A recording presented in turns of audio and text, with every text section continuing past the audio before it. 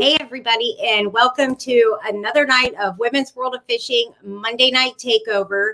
And, you know, we just realized today that it is the National Football College Championship today at exactly this time. So we're not sure exactly how this is going to impact tonight's viewing. Hopefully not very much. Just a few hours ago, we were talking about, should we push it back to 7? Should we reschedule it for next week? And we weren't really sure what to do. So I talked it over with Pam, and she said, you know what, let's just go ahead and keep it the same. And I said, I'm perfectly okay with that. We were ready for the show. So it is on just like it would have been without the show or without the football game. So if you're into the game, you can always replay it on the 3 YouTube channels, or even back on Facebook. You can actually take it to the site and watch it. I'm rooting for Georgia. I'm just going to say that. I'm sorry, Cassie Hall. I know you are not watching right now. I don't even have to ask, but we'll let you off tonight. Anyway, so we don't really have any like housekeeping type stuff to do tonight. There's not really many updates. We'll be having some here in the future. We're changing some stuff around with the show, with sponsors. We've been really, really busy here lately, doing a few things. But I mean, other than that, it's really just the shows as scheduled. And tonight, we have Pam Horne on the show tonight, and I'm not going to waste any time bringing her on. We have so much to talk about. So, Pam, if you're good, I'm going to go ahead and bring you on. You're good? Okay, let's just bring you on. Okay, can you hear me, Pam? I can hear you. Can you hear Good. me? I can. Thank you so much for being on. How are you tonight? I'm doing good. Hanging in there. Good. You feeling okay? Feeling good. Good. And so I know you had your local bass club meeting just before this, that's what it was for. Isn't that what you said? Yeah. For your I did local the club? call-in thing tonight, so I couldn't socialize with anybody tonight, so it worked out better anyway. Yeah. So I mean, you're fishing all the time. I know that you had just a couple weeks ago, you had a tournament, already having bass club meetings. You're super busy, but just kind of before we get, into the nitty gritty tournament type stuff, as far as your actual fishing, could you just kind of tell everybody, about your starting in fishing and your very quick jump to the front of the boat? Because I love your story on this. I really started tournament fishing, I guess, really once I moved to Arkansas. I've fished in a couple of clubs in Louisiana. Mhm. One club I joined just to fish with my son, just to spend some quality time one-on-one with him, Right. and actually enjoyed it. And then we moved to Arkansas in 2015, and my brother was the president of the Northwest Arkansas Bassmasters, and I joined it up to check it out. And I think I joined in October, and I fished the state tournament that year. And of course, I didn't do very well, but I got addicted to it. I love it. I mean, it's my gambling. I go fish a tournament and take a chance on winning my money back, but it gives me a regimen, I guess, or a schedule, and Right. it makes me get out of the house and go do it. I don't like fishing by myself, but I know that if I have that tournament scheduled, I'm going, no matter what the weather is, no matter what I got to go. Right. And I've just gotten addicted to it, and the more I fish, the more I want to fish. Mm-hmm. And you And were, is my audio okay? yeah, I can hear you good. Okay, because it was messed up last week.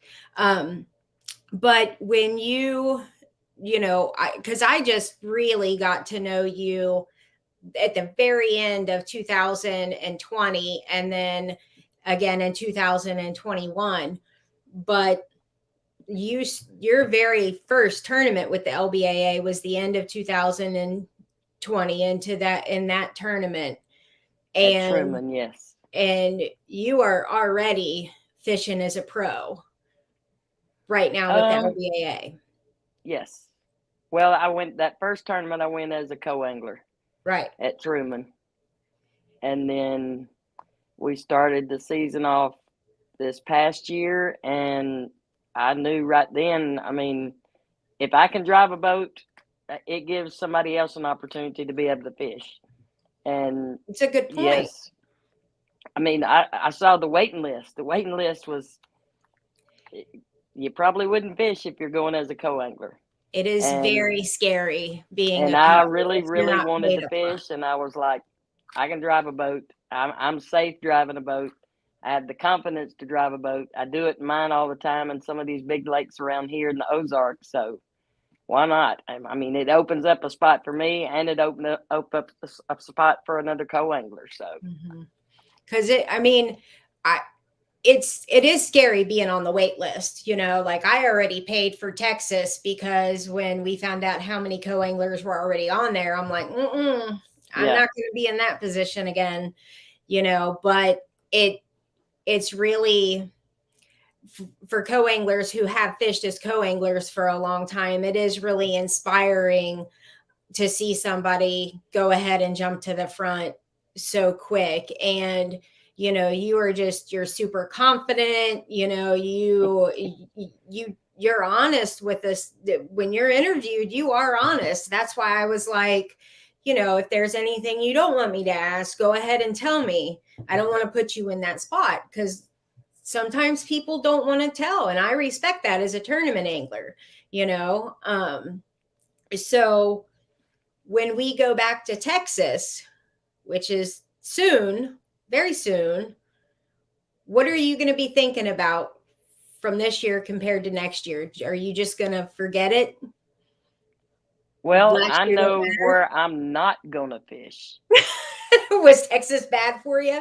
No, I did. I mean, I had some good quality fish, but I figured there's going to be a crowd around a certain marina, so I'm steering clear of the Oh, marinas. that's I think right. that's a waste of time. Well, I don't know. There were some nice fish caught. It There was were, just but tough. you gonna have probably 10 or 12 boats making the rounds through that one marina, I'm sure. So And that's true. I had some things that I wanted to do this past year that I didn't do because I didn't take the time to.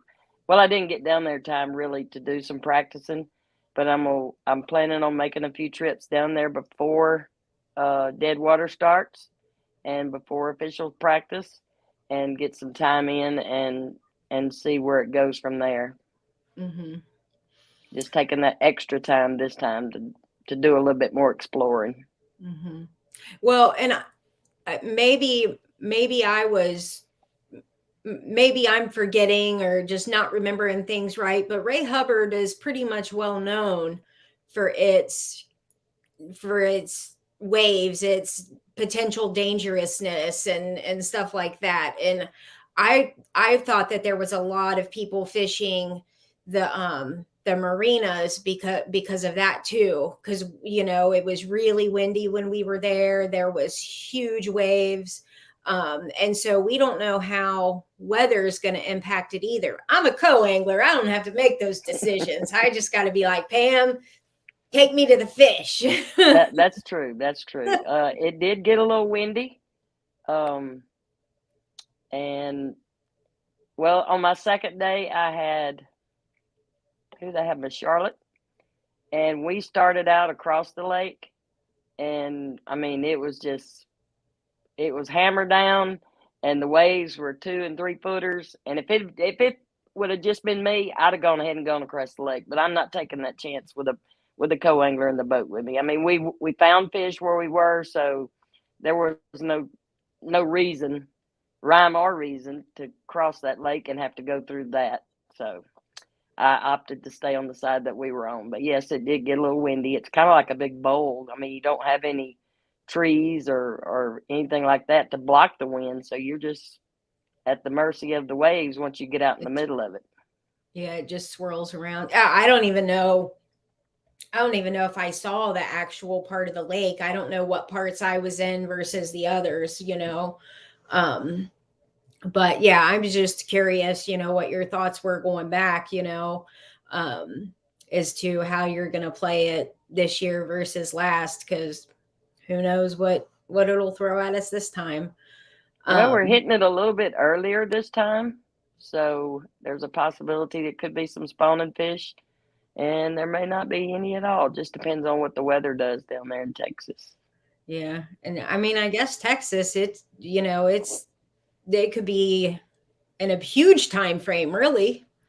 Exactly. You know, hmm. And I think a lot of people get it in the mentality of they don't spawn till March or May or June or something like that. But it's not necessarily the timing of the year. It's the weather and what plays out beforehand. It's not necessarily they got to wait till May. I mean, sometimes they'll spawn as early as February in some Right. states. I mean, in Louisiana right now, they've got fish staging up for spawning right now. See, and ours is water temperature. Like we'll have some like kind of in late March, but it'll go up. They'll still be on beds and stuff come June, you know. Exactly. But you know, it's our water temperatures now are in the mid 40s, Yeah. you know. Ours So are getting there. They've been in the low 50s, but now I'm sure they're by this weekend they'll be down probably in the upper 40s, mid 40s I at the didn't latest, think at the least. I didn't think it got that cold, Oh like where Lord. you are. Yes. I've fished this water up here when it's been like 37, Huh. so it gets pretty cold. What are you throwing now? Right now, jerk baits and jigs mainly, a little bit of cranking and an Alabama rig and some of the tournaments. I don't really like throwing that big ball and chain around all day, but sometimes you got to do what you got to do.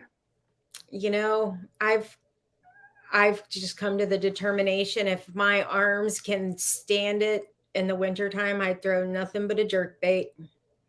Oh, I love the jerk bait. I've I never thrown one till we moved up here, but I love the jerk bait. I never knew.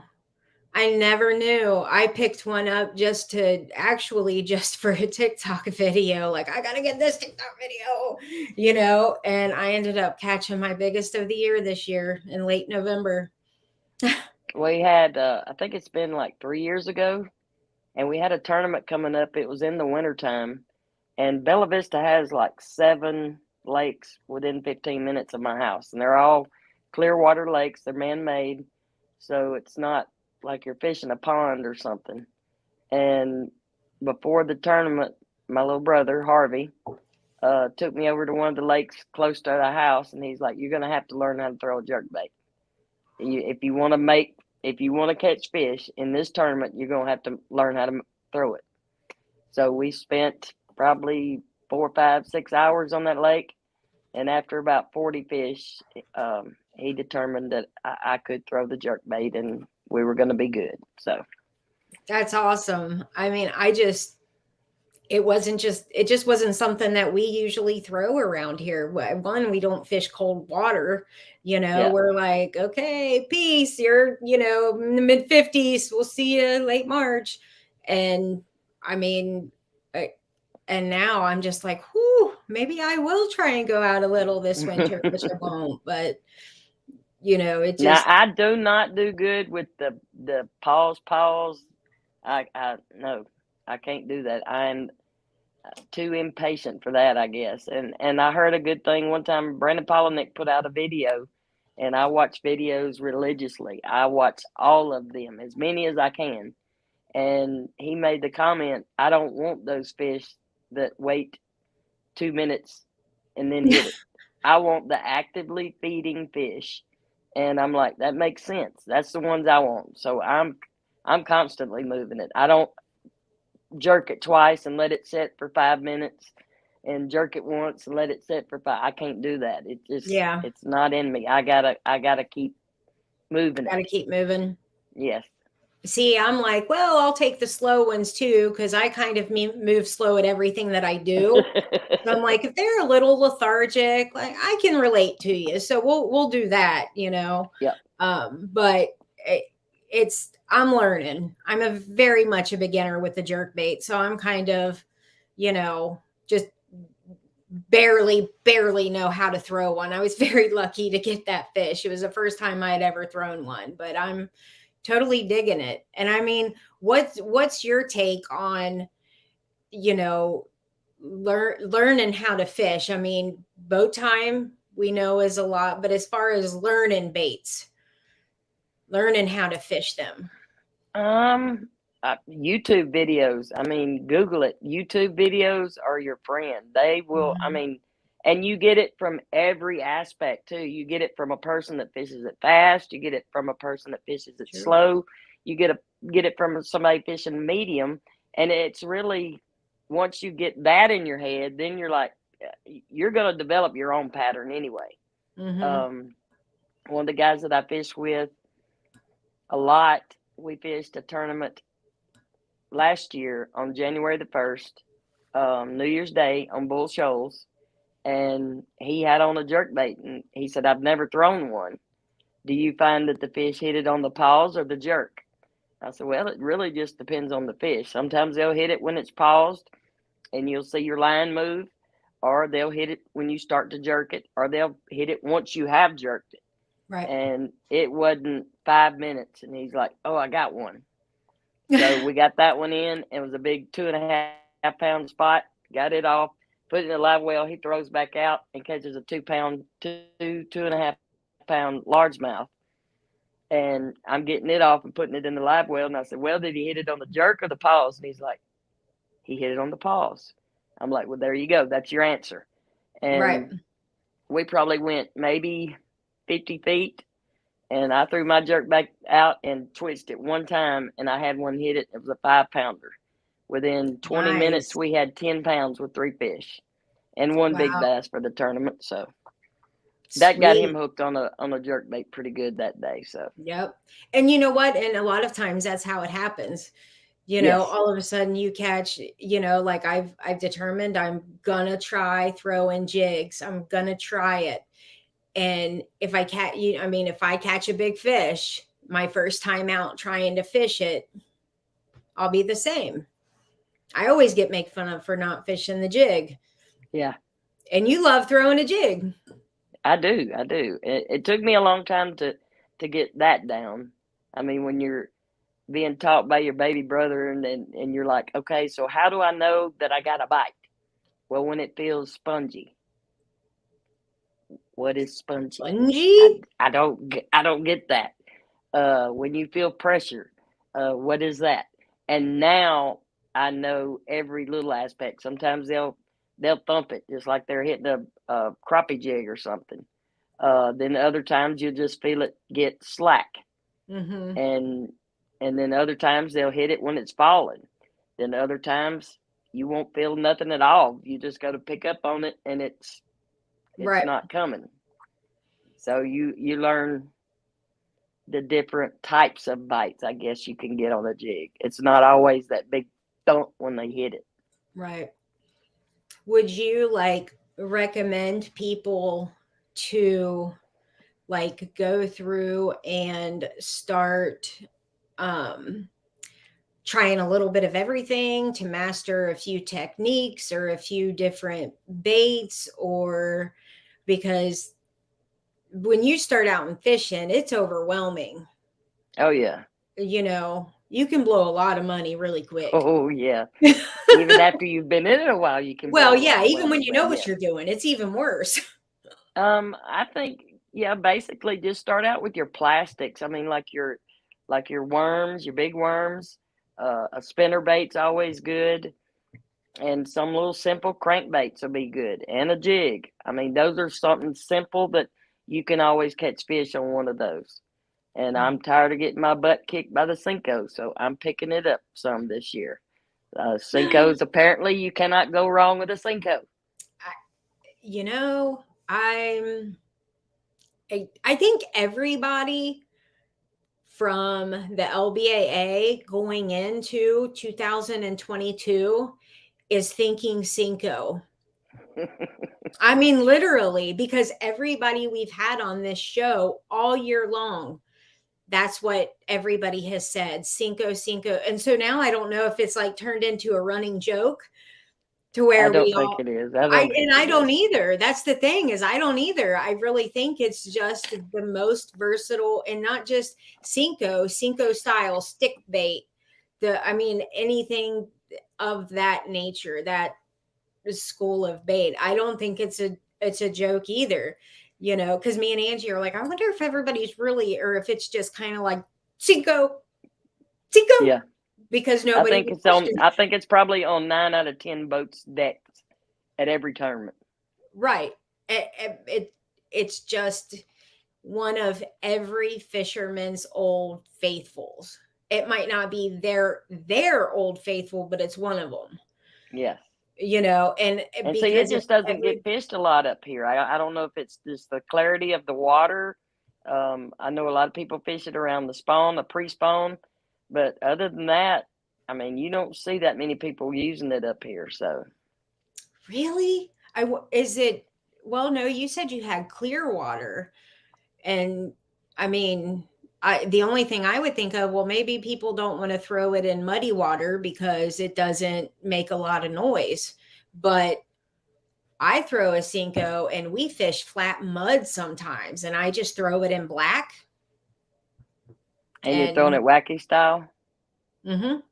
Well, the wacky style, I mean, it's not so much as the sound as it is the vibration, and those tails moving on both sides, that's creating some water movement right there. So Right, but a lot of people, well, I don't know about everywhere, but a lot of people, they don't throw them in really chocolate milk type situation. They'll go to a big Texas rig or a big jig or something like that. And so but maybe that's not why they're not throwing. I don't know, but that would just be my guess. And I still get bit all the time in muddy water. But it's easy to just be like, see, I caught everything on a Cinco. yeah, But it I will definitely have one tied on this year. I think everybody will. I might have it on 5 poles now that I'm, fishing in the back, and One in every color for each pole. Yes. right, every size. Yep.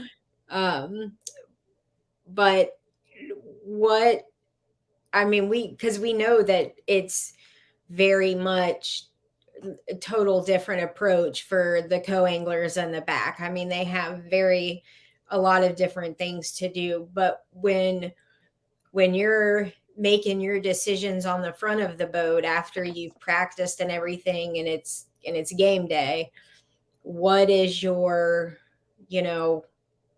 thought process going at, we'll say, first thing in the morning? What's your very first thought process? You're going to your first spot. Are you going to dedicate a little time, a lot of time? Is that your best spot where you're going to start? Probably. I mean, my goal is to get my 5 fish and then start culling. But if I pull up to my first spot and I get a couple of good ones, that kind of calms the nerves a little bit, I guess. And it gives me the confidence to slow down and fish a little more thorough and just pick things apart a little different than what I would, if I had nothing in the boat. But that's my main goal, is I want my 5, and I want my biggest 5. And I'm not, I guess you can say I'm not arrogant, and I'm not confident enough, I guess, because I don't brag about what I do.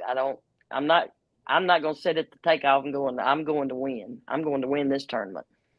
I may be thinking it deep down inside somewhere, but it's very deep down inside.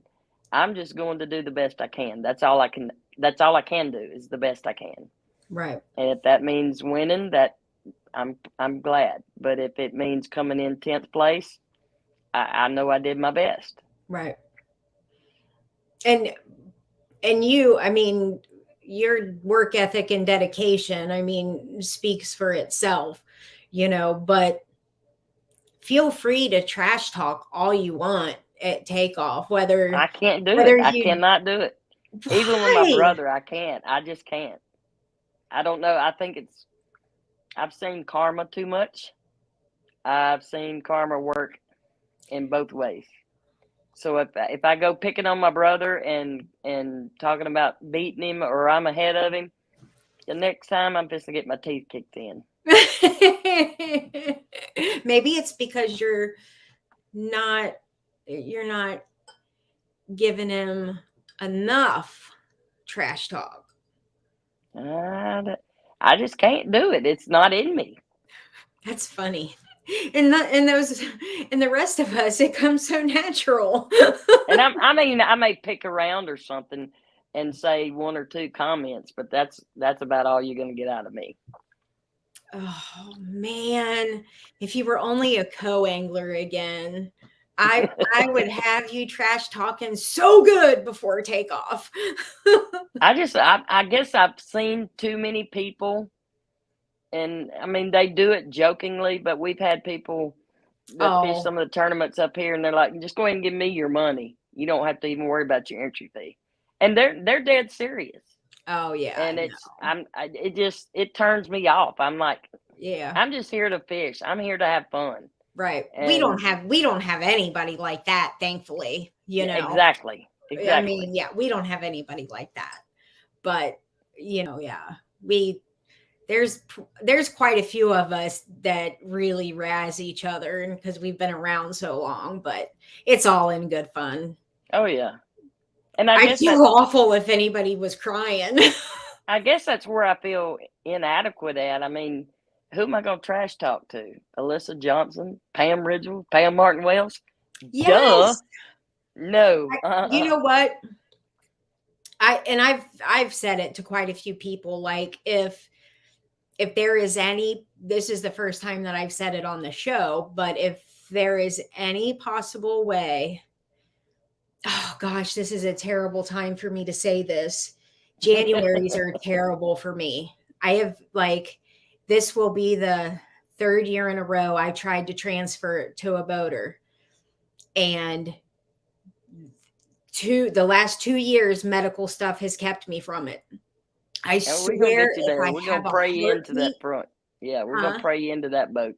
If I have a heartbeat, I'm medically clearing myself to go as a boater the last 2 tournaments. I don't know if I'll make the classic, but I swear, Pam, if you see me fishing as a boater, and where's the second one that we're going to? Caddo. I think it's Caddo. Yeah. I will be on the front of the boat and I'll be like, "Oh, Linda Gessner, I'm going to put you into," I will be trash talking everybody that I will never beat, because that's just part of the fun. I guess one of the reasons I can't do it is because I get so nervous before a tournament. I mean, yeah. I get the jitters. I mean, I'm like pacing back and forth in the boat, doing jumping jacks, stretching at something, because I've got butterflies that feel like woodpeckers. It doesn't matter how big or small the tournament is. That is the funniest thing I have heard.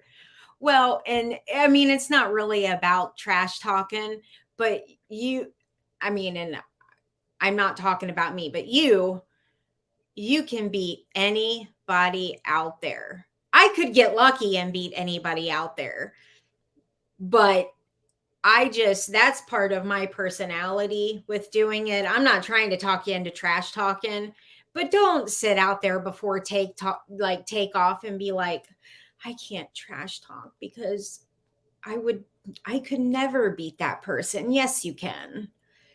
You know what you're doing, so stop all that.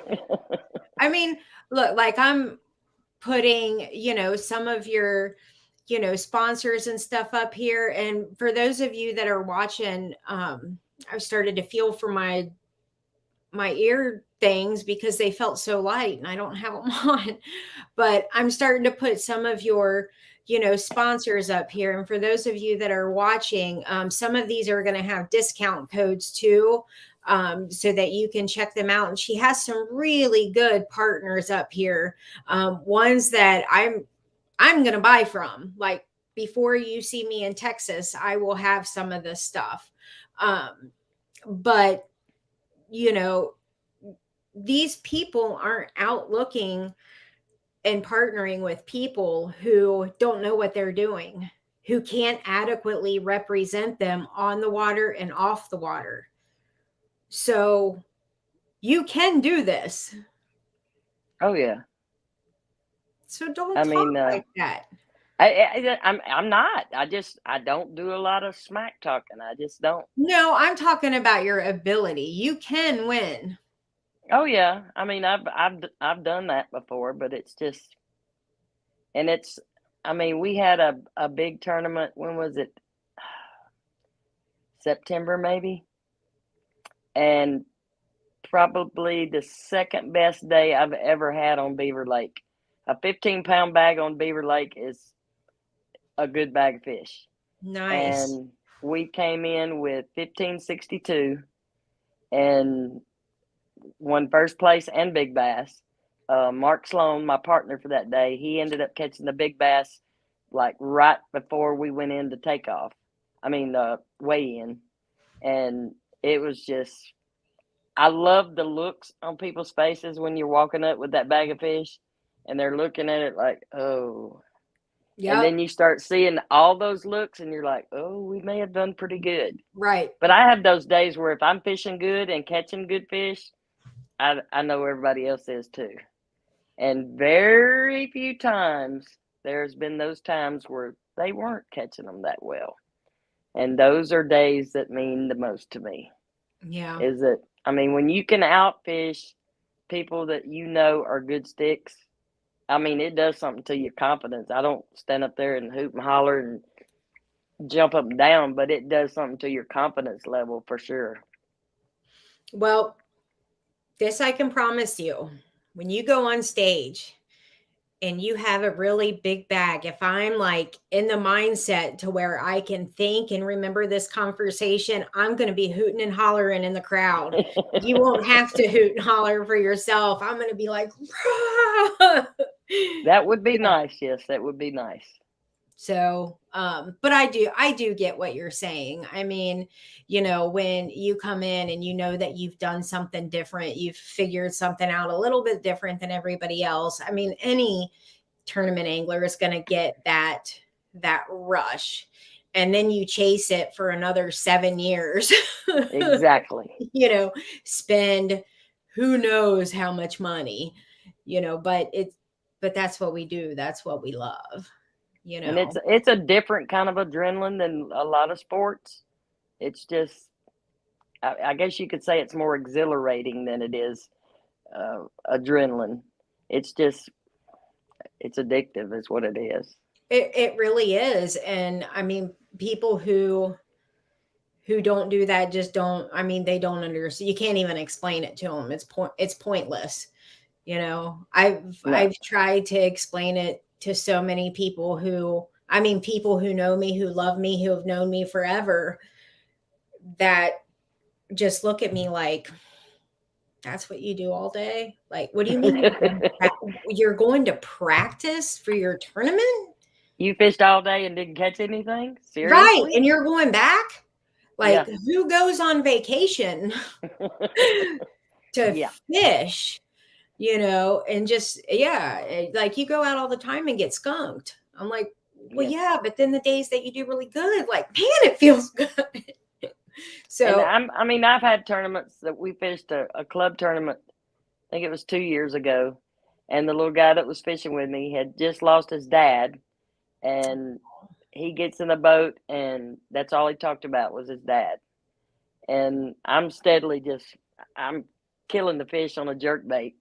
And he's talking about his dad. And finally I was like, Lord, I know my day's coming. And I know it's coming one day, no matter what. And just help me be the person in the back of that boat that I'll need when that time comes. So I was patient all day with him and listened to him and talked to him, and we Aw. had a good time. And he could not catch a fish for nothing. I gave him the same rod, the same bait. And finally, we went to another little spot, and I was like, okay, try this. And it was a little bitty swim bait. I said, now fish it how you think your dad would fish it. And he just looked at me and he's like, that's what I've been doing wrong. And I was like, what? And he's like, I've been trying to fish like my dad. He said, just because I wanted to remember him. He said, I need to fish like me. And I'm like, well, catch a fish then. He sat there and ended up catching his limit in one little spot on a little bitty swim bait. Aw. But we come in, and all the way in, he was like, how you think we did? How you think we did? And I was like, well, we got my little brother. We got this guy. We got that guy. And we got that guy. So probably fifth. And I think we ended up with like 13 boats that day. And one of the guys came in, and he didn't have but like 8 pounds. And I was like, well, there's fourth. One of the other guys came in. He didn't have but like 9 pounds. And I was like, well, there's third. And then one of the other guys came in. And he's like, well, how'd you do? And I was like, I think we probably got 13. And he's like, what? And I was like, well, there's second. And my little brother was one. And another guy that fishes a lot of the tournaments and is really good on beaver. Both of them came in, and both of them had 8 pounds. And I was like, holy crap. We have Wow. beat 5 of the biggest sticks in this tournament today. And we won Nice. first place. And it was surreal. It was nice to know. And I guess it's just, you beat them that day, but that doesn't mean that you're going to beat them every time. But Right. just that one day is enough to carry you through the next one. And I mean, I wouldn't jump up and down and say, oh my God, I beat Harvey Horne today. I couldn't do that.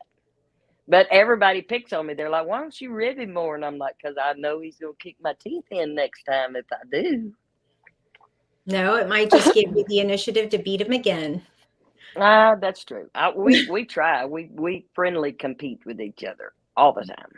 Yeah. Well, I love that story about that guy, and I love the fact that you consciously said, like thinking about it, like, you know what, that's going to be me one day, and I hope to have a me up here when I'm in that position, and I will be the boater for you when you need that. That's my deal. Yep. I'll be that person for you. Well, I've been there. I mean, like at Ray Hubbard this past year, Deb was my partner for the first day. And one of my managers had been sick with COVID. Oh. And he'd been out for like 2 months, I think, almost 2 months. And his wife had been sending us messages, like an update for today. And it was usually like every Tuesdays and Thursdays, she'd send us an update. And I'd talk to her Tuesday, and he was going up, and then he'd fall back down. It was just like 2 steps forward, 1 step back. Well, I got the message. My text message went through about like 9:30, and I heard it go off in my pocket. I told Deb, I said, well, there's my update on Todd. And so I fished a few more minutes. I reached in my pocket and got my phone, and I looked at it, and it was from a coworker of his that we were all pretty tight. And the first sentence was, I hope you're sitting down. Oh. And I just dropped my pole. I couldn't think about anything else. And I read it, and he had passed away that morning about 4:00. And I just broke. And I turned around and looked at Deb, and Deb dropped her pole, come to the front of the boat, and she said, I think we need to hug. And I'd never been around her more than 5 minutes. And I'll never forget that. She took that time and showed me I care.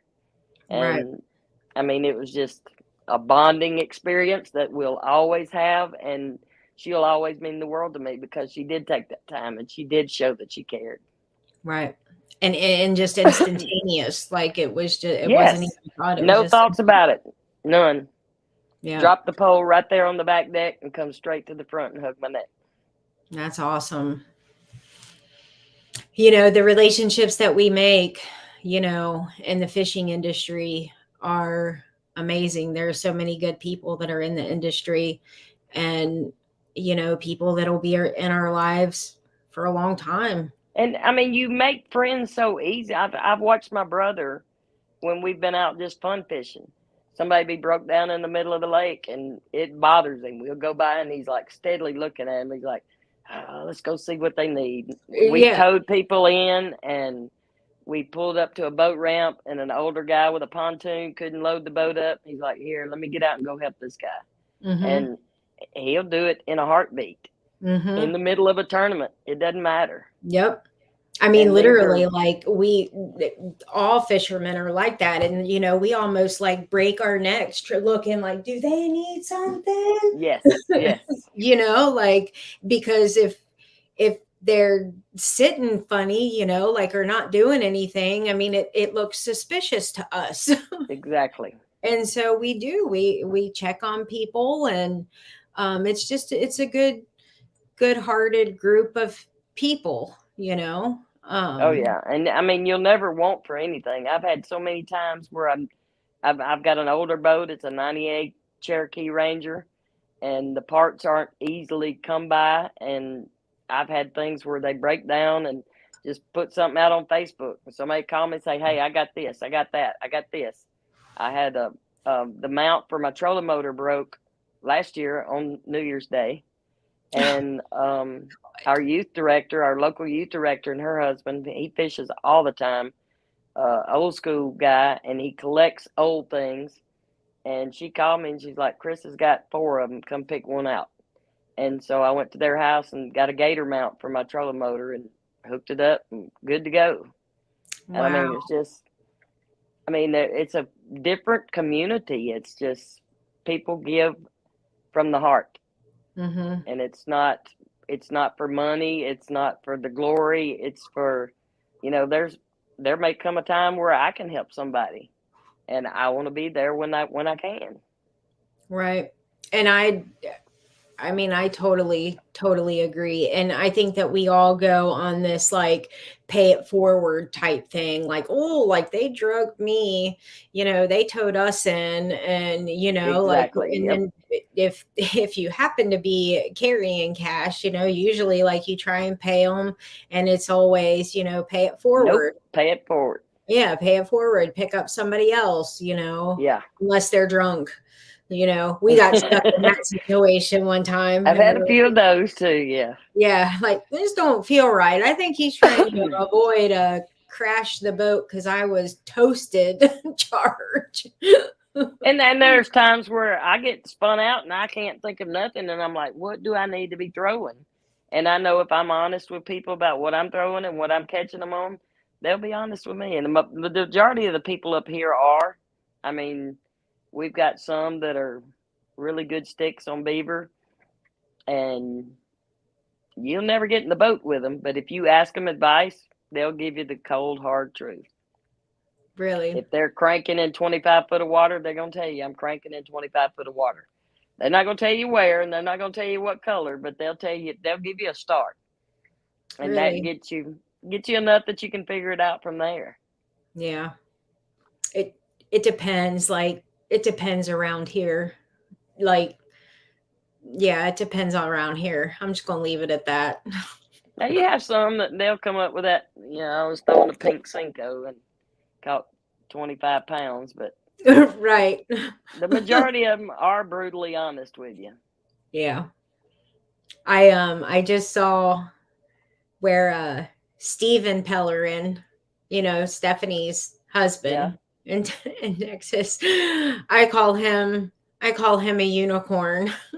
It's like it's an inside joke. Okay. But he was saying how it's a sickness, and it was around 8:30. I think it was when we were talking about purchasing items, and yeah, it is a sickness. I always joke around like, oh, well, when's our like weekly meeting for our addiction? Because that's going to be, like we probably do need help.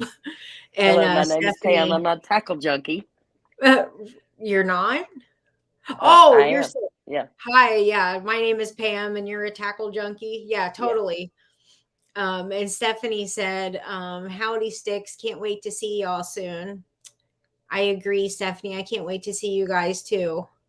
And wow, I have a chance to draw one of you guys for Texas anyway. And Yeah. Stephen wants a weather update for Kentucky and Arkansas. Well, hoodie, beanie, the heat is working in my house, but when it's this cold, I just don't, you might not see the top of my head until April. I mean, seriously, it's like 11 degrees outside, I think. I think it might get down lower than that tonight. Wow. And so for Arkansas, what are you guys at? Arkansas, we're getting a warm splurge this week. This past What's that week mean? and weekend, we had low 20s, upper 30s during the day. This week, it's getting up into the 50s during the day. Oh, gosh, that almost sounds like shorts and t-shirts. Yeah. And then it's dropping down to the low 30s at night. So, Yeah. but it should. We still got February to go. We got the whole rest of January and February to go. And we have gotten 2 snows already in the first week of January. So We have only had like a dusting so far, which means we will get more than likely a major snow in April. That's usually how it works. Steve and I checked in with Stephanie earlier. They had really bad rains in Texas. Speaking of Stephanie, congratulations for your magnificent absolutely. finish 24th place. in Yes. the MLS third. But we'll say 23rd, 24th. Who cares? Low 20s. Yeah, it was out of 230 boats. Yeah. So pro MLF, and but they had a lot of rains, and they're dealing with some flooding in Texas. So hopefully you guys will be okay with that. I've been sending prayers for you guys. Oh, Stephen. Oh my goodness. They're in shorts and they were in shorts and t-shirts yesterday, and they gotta wear a jacket today. Oh man. Normal Texas weather. You poor guys. Yeah. But 24th. She was in 24th. Great job. Like seriously. I wish I would have been there. Absolutely. Another thing that I want to put up the website for your for the tournament, the benefit tournament. Yes. I want to make sure that I put that up, but I still have some of your sponsors I want to get up there, but I definitely want to get this up and let you have time to tell people what this is, because this is really important right here. Okay. Loved it. There you go. So tell us about this tournament, this charity tournament that's coming up, what it's about. And a guy named Ian Sparks reached out to Cheryl and them last year for the Lady Bass Anglers Association, looking for some volunteers to take out veterans. And it was on Table Rock. And I'm like, I'm right here at it, so why not? And so I got in touch with him, and he arranged everything. My tournament entry fee was paid for. Took out a lady from, I think she's in Kansas, and she was in the Navy. And I'm a real, I don't guess you would say I'm a hard red-blooded American. I mean, I get emotional just hearing the Star Spangled Banner, and especially having family members that have been in the service. I think it really started affecting me more once my nephew was in the service.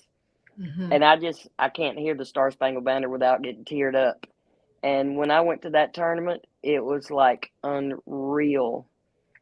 I mean, you hear the Star Spangled Banner for every tournament. You hear Leanne Rhymes sing it all the time. And to see that many veterans, I mean, they weren't standing there with their hand on their heart. They were standing there saluting the flag. And to just turn around and look at that and see that, it was so humbling and so, I mean, heartfelt. I enjoyed every minute of the lady that I went out with. She'd never fished before. She'd gone out and bought a little spinning rod and did a little brim fishing, and just to get some kind of familiarity with the fishing part of it. And she climbs in the boat, and you just tell me what to do, and I'll do it. I'm like, okay. And I will say I've never had anybody sit in the back seat of my boat with their legs crossed and fished all day, but she did. And I had her like three That's different cute. spinning rods set up with very easy baits to throw. And she reaches down and grabs one that I usually use for flipping. And she's like, "What is this?" And I was like, "Well, that's a creature bait. It's called a fighting frog." "Well, what do you do with it?" I said, "Well, you just throw it up next to some cover, like a log or rocks or something like that. And then you just work it back real easily." "Oh, well, can I use it?" I'm like, "Have at it." She picks it up, throws it, and it's got a bird nest about that big around in it. And she's Oh, like, she picked it up from your bait caster? "Oh, yes." So she found out Oh. that she didn't like throwing a bait caster, but she stuck with the spinning rods the rest of the day. But she caught little bitty bass. She Why caught didn't you pick brim. it up and tighten it down real? It was pretty tight. It was pretty tight. But Oh, it was. Oh my yeah, Lord. but I mean, she laughed and giggled and talked about the turtles in the water and seeing the fish. We actually saw fish. We saw some snakes out on the water. We saw deer on the bank. I mean, it was just all Oh, day long like she had never seen the world from the water. And I thoroughly enjoyed it. We had her and another guy that I don't even know that we even talked at that tournament, but I've started following him on Facebook. He started following me. He does a lot of training with canines, and he has a recovery story. So I guess that's probably what connected us together. And he calls himself my number one fan now. So he's got his aw. bid in that I'm his boater this year. He's already arranged it and everything. And then we had one other Is that guy. Cohen? No, that's Trey. I Trey was gonna Dawson. say he was young. Yeah, Cohen's a little younger than that. Yeah. But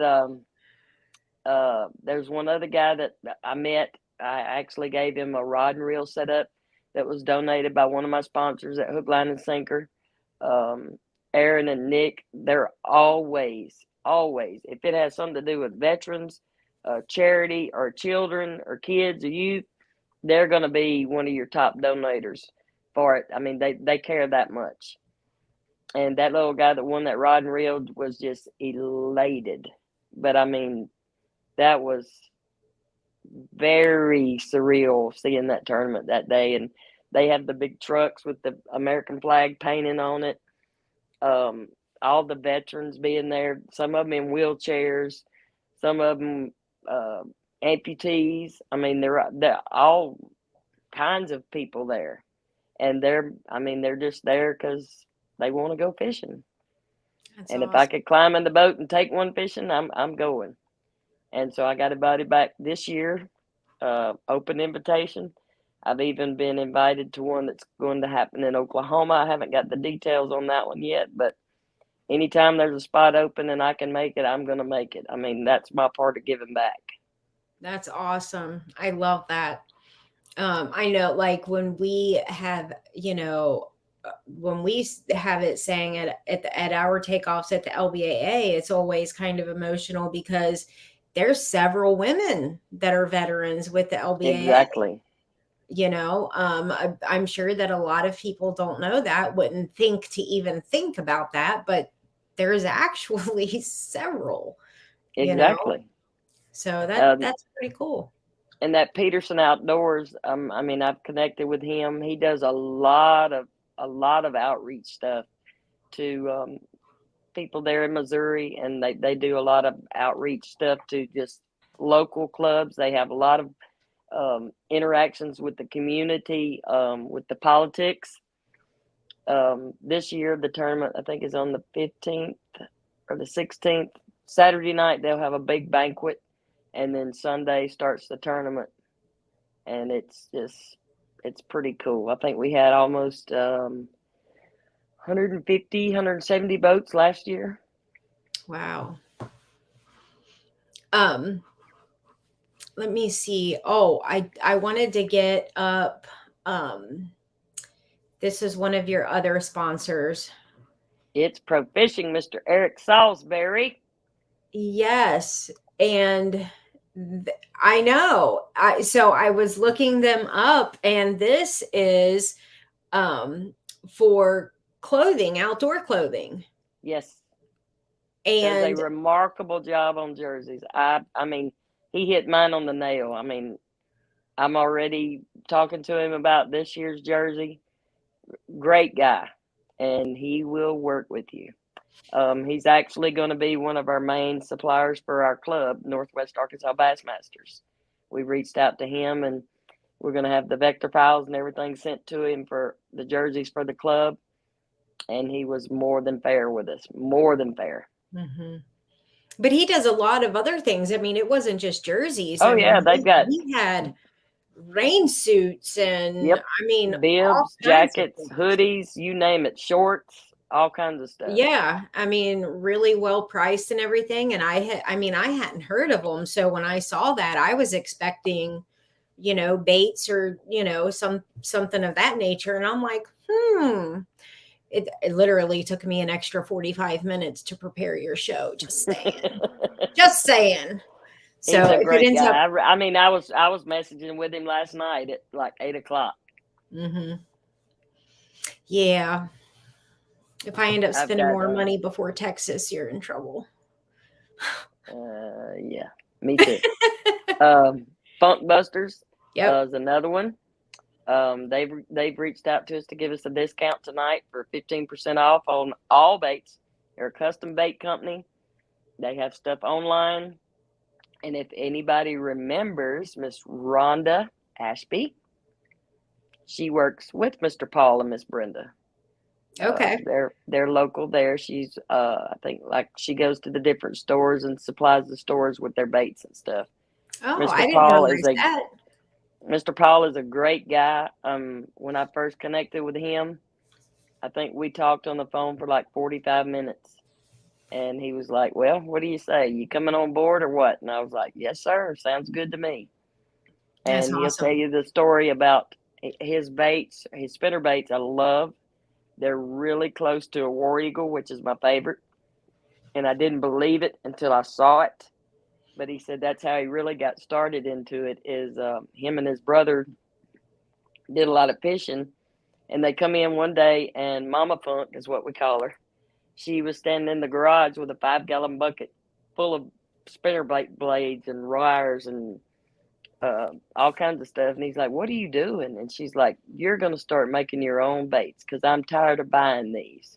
And that's actually how he got started. And he makes some good stuff. I mean, chatter baits, spinner baits, swim jigs. I mean, anytime I've called him and asked him for a certain color, I mean, he's dead on the money, and it's good stuff.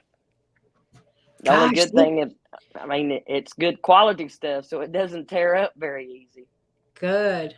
I can't imagine if my parents did that to me and was like, you got to start making your own stuff. My tackle box would be like this big. Uh-huh. Mm-hmm. Oh, well, he does pretty well on it, but they do a lot of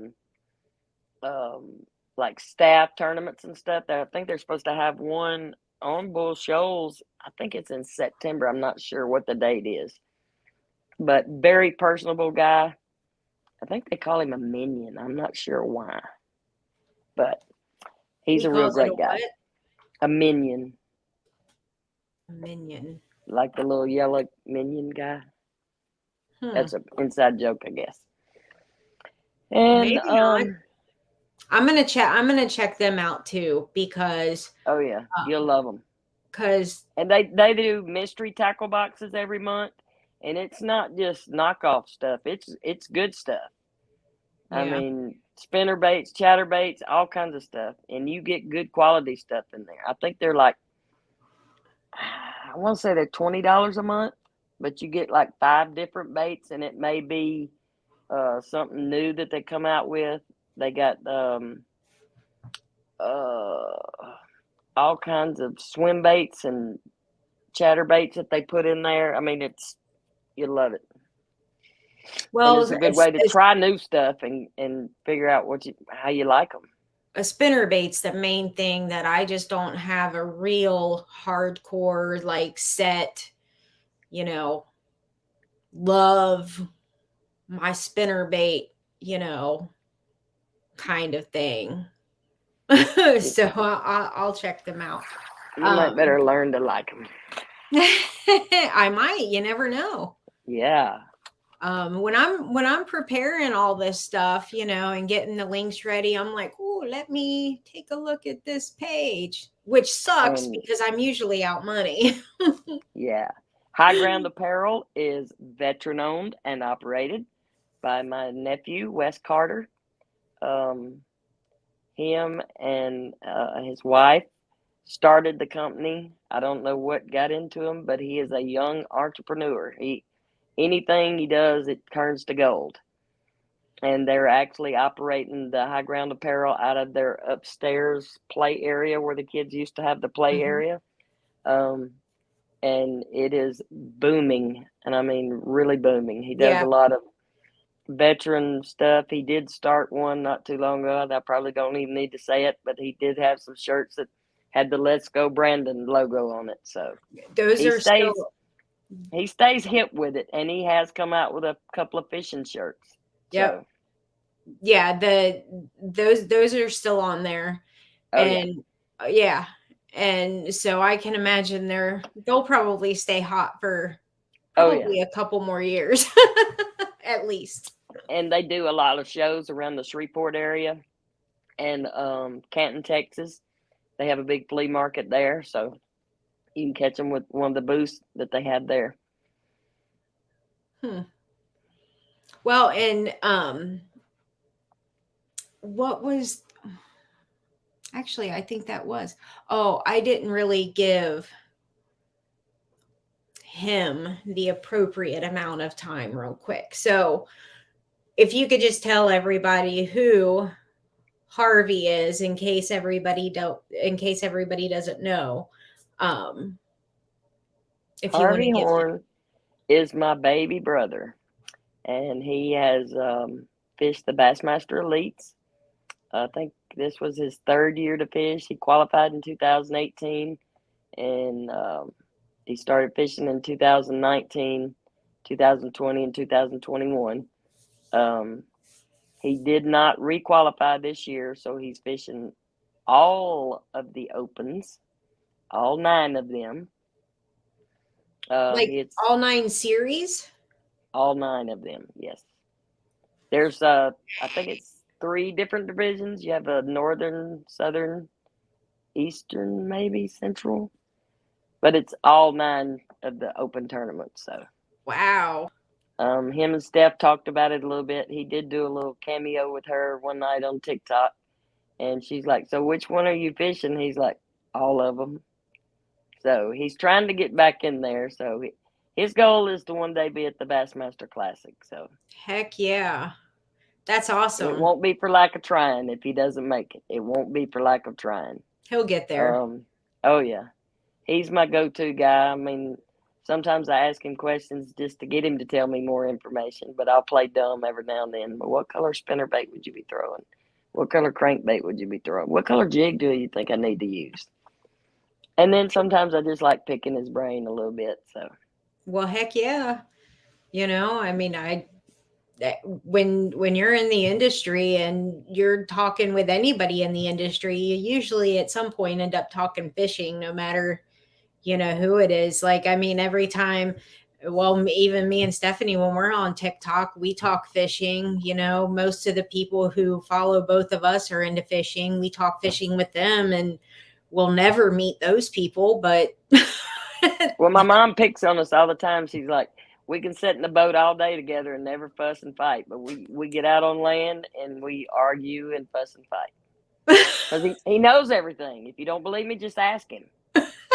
He needs Google when you got a baby brother named Harvey Horne. So that is, you know what? I think that says it all. Yep. That, you know, fishing brings you together.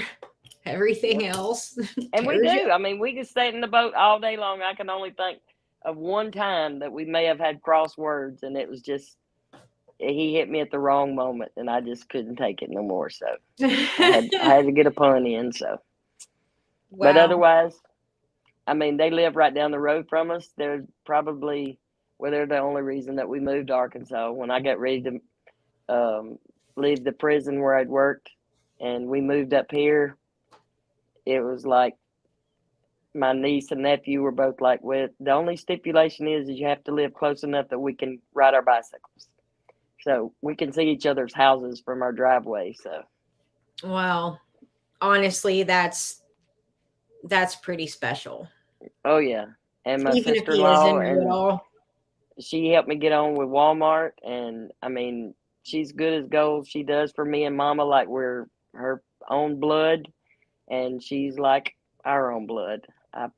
She's got to be a saint to be married to my brother this long.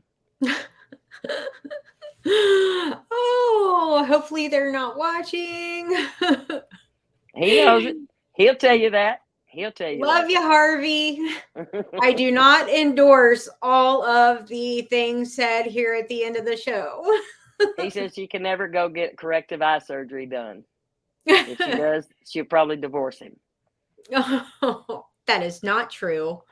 Oh, well, Pam, I really appreciate you coming on, especially the night of the championship college thing. I totally wasn't even thinking that. Once Cincinnati got out of it, I really didn't care. Yeah. But well, I've got a busy year this year, so I mean, I can't forget Buck and Bass. Will George is awesome. Yes. I love my rain gear. We spent last weekend, I think it was, pouring down rain. I've not fished a tournament yet that I got wet. I know me and one other guy, Mark Sloan, he's got Buck and Bass. We were probably the only two in the weigh-in line that were dry. So it was raining that hard all day until about 1 o'clock, and it finally quit. But everybody come in like drowned rats. So wow. And that was actually another thing that was on the thumbnail that was about your schedule. You're fishing 6 different trails, tournaments this year. I mean, it's basically nonstop from here till the end of December for you. Yeah, we're gonna kick off. I probably may fish a couple this month, just depending on the weather, because January is usually kind of tough. Yeah. Ice and stuff like that. But February starts our club tournaments, and I'm also fishing with a young man this year by the name of Cohen Duncan. Yes. His dad has Heineman Services. I actually worked for Corey for a little while doing some part-time stuff, carpentry, you name it. I mean, he does, it's services. We built a cat dominium for one guy. It was a whole back porch dedicated to their cats. And he does stuff like that all the time. But Cohen is an up-and-coming young angler that loves fishing. He's 15. I think he'll be 16 this year, but he loves it. He actually just eats, sleeps, and breathes fishing, and I'm looking forward to the opportunity of fishing the booger bass tournaments with him. I'm also going to check with him and see if he wants to hook up for the Arkansas Team Trail. They have a youth division and an adult division. So if we win on the junior side, on the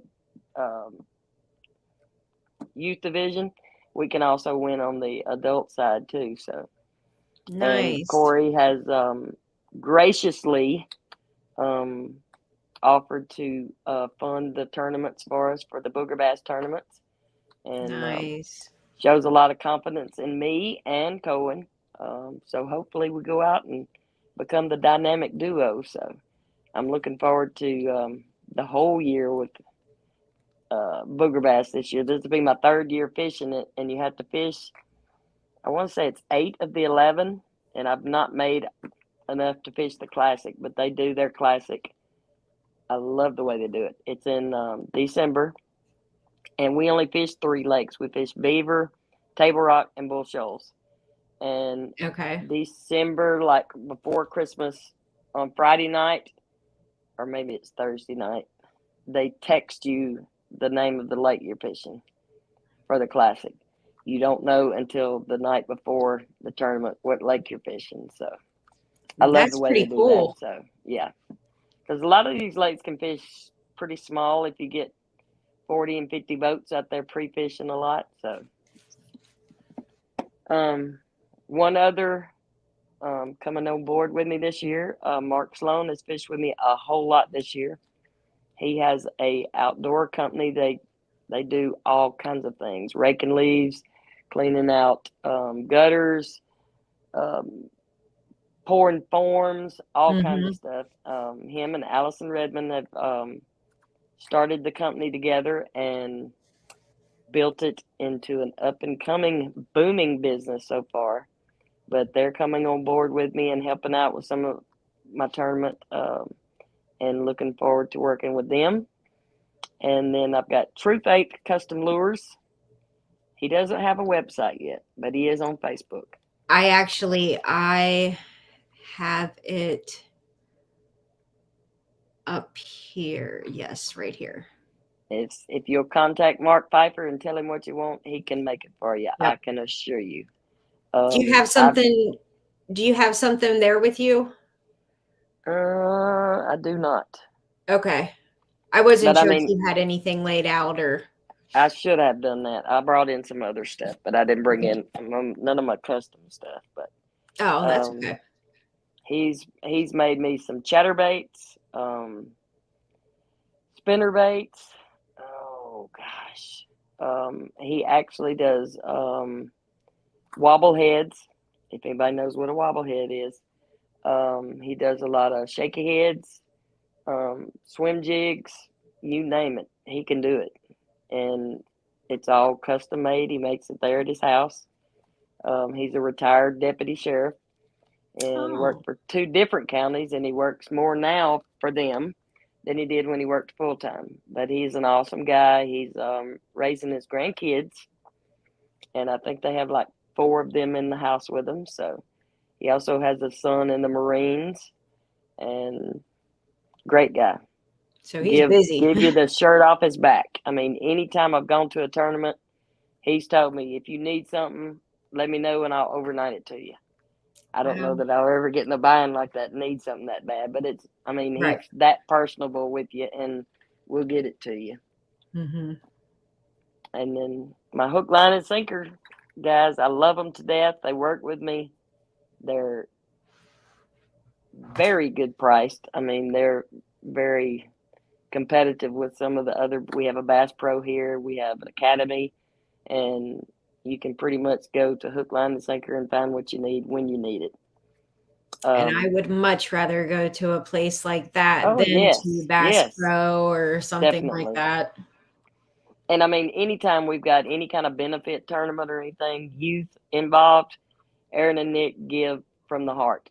And it's not cheap stuff. It's something that's meaningful to them. And they take care of you. Yeah, I love the smaller places. I love the smaller bait companies, the smaller, I like that relationship that we always build with them. And I've got, I'm working with Puddle Jumpers, Mr. Mark Shelton. I started working for him last year, part-time. He specializes in crappie jigs, and it's the old-timey puddle jumpers. If you look them up, they were used in like the 70s. And he's continuing the business, and we're trying to bite off a little bit of chunk of the bass fishing stuff. So some of the stuff that we're getting into is the bass fishing industry, and going to try to teeter over into that just a little bit. But I love working with Mark. I work there at his shop at his house, and I usually work about 4 hours a day. So get to pour some crappie jigs, get to learn the plastic side of things. Mm-hmm. We're also going to look at getting into spinner baits and some chatter baits and stuff like that. But it's real interesting seeing it coming from that aspect of it. Right. Pouring the plastics and stuff is pretty cool. Nice. I'm just looking over everything. I think that we covered all of the sponsors, and I mean, just looking at it, there's a lot of people that have a lot of confidence in you, and with you fishing as many of the tournaments and trails that you are, it's exciting to see what all's going to happen for you this year. I hope to I hope to be fishing against you, for 2, if not 3 tournaments this year. I want to be able to say that I fished against the Pam Horns and the Linda Gessners and the Pam Martin Wells and Robbie Hartlines, like I want to say that I fished against you guys, because you guys are the best in the business. You need and I to guess know that's why losing's not so bad when you're looking at that caliber of lady fisherman. I mean, who cares? Exactly. I fished with you. Right. I may have gotten beat by you, but I fished with you. In the first year of the virus, when they first started shutting everything down, Bill Lowen showed up at our 4-hour Thursday night club tournament. It was an open tournament. It wasn't even a club tournament on the Ohio River. I mean, like, it was his old stomping grounds or whatever, but he was just like, we're home. I have nothing to do. And it's like, I mean, it was cool, but then at the end of the night, it was the same thing. It's like, yeah, I got skunked. Exactly. I lost to Bill Lowen. Who cares? And that's exactly what it is. I mean, I'm still totally going to trash talk everybody. The fish don't care if it's Linda Gessner or Pam Horne. That's all I can say. Yeah, I will totally like put her up to Pam Martin Wells and be like, you going down. Well, I will do one tidbit of trash talking, and it ain't a whole lot, but I'm coming for everybody at Bull Shoals. You better be looking behind you, because I'm coming. You know what? That is perfectly okay. I will say that one. And you know what? That is going to be your place. I don't know nothing about it yet, but even if God hates me enough for me not to transition to boater again this year, even if I'm a co-angler, which that better be my worst case scenario, I just can't wait to fish it. I have wanted to fish Bull Shoals forever. I love that lake. Yeah, that lake. Even if that's worst case scenario, that's fine. If I lived there, I couldn't have a job, because I'd be late for work every morning and wanting to leave early every day. So you'd be like, I've been here an hour. You've been late twice already this week. You know what that means? It's Wednesday. Right. You'd be like, check your watch. It's wrong. But I do have one other thank you going out to Mr. Jim Ford. He has so graciously loaned me the first Express that my brother owned. We fondly call it the Battleship. I used it some this past year, fished a state tournament out of it, and we have worked out our schedule. We have custody weekends with the Battleship this year. He's fishing a tournament league out of I think it's Alma Bass Club, and he has penciled in all of my lady bass angler tournaments on his calendar. So we've worked it all out. And he said, none of my tournaments conflict with yours. So you can use the Nice. battleship. So thank you is not big enough. Thank That you is is not enough.